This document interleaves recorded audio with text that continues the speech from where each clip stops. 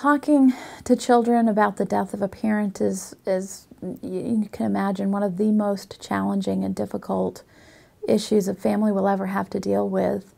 But children do have the capacity to manage information about a parent's impending death, and even to participate in a parent's care, to visit with the parent right before they die, and to know that their parent is going to die. It's hard to say that word. A lot of people say the D word because it quite literally is hard to get that word out of your mouth when you're talking about your spouse or your own life and talking to your young children.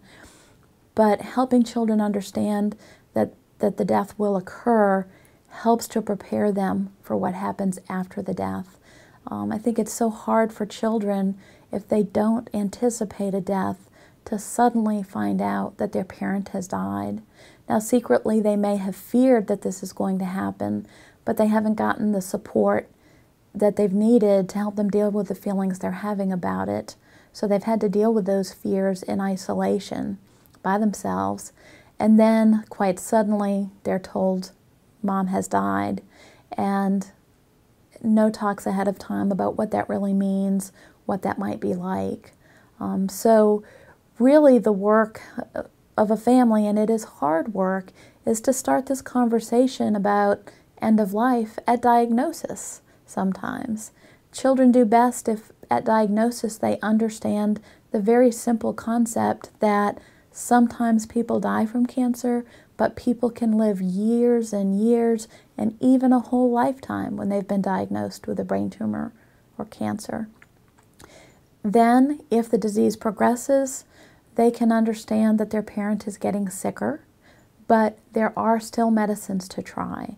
So you have these conversations at different stages and gently lead the child down the road that helps them understand their parent may die from this illness rather than abruptly giving them information. Once you get to a point where there may be just 1 or 2 treatments left, and everyone's pretty concerned about whether these treatments are actually going to work or not. We all have hope in our hearts that they will, but if this medicine doesn't work, then Daddy could die from this brain tumor, and the doctors are worried that that would happen. But there is one more medicine, and we are going to try it, and we promise we'll tell you the truth about how things are going.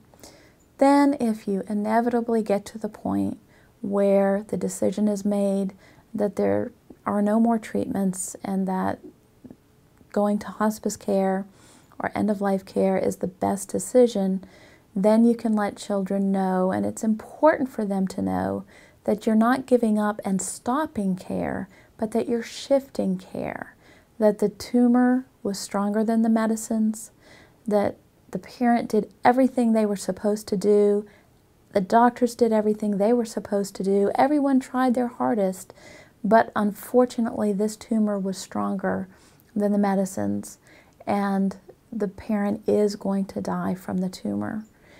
That will be a very sad, sad conversation, but it is one that children can tolerate with loving support from important adults in their lives.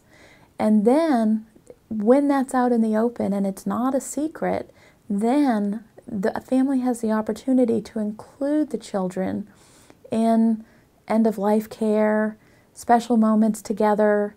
There's no hushed secrets. You can talk about what's going on. Yes, it will be very emotional, but it also opens up the many possibilities for allowing kids to make choices about what they want to do, how they want to spend time with their parent, and how they want to participate in the death of the parent.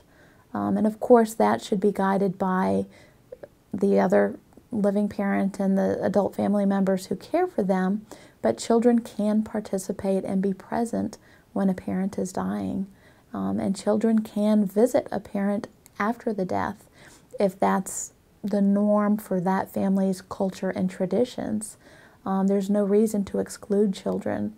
I would never force a child to do that, but they certainly can be offered the opportunity to do that and to be a part of that mourning community that is all around them and that children are often excluded from.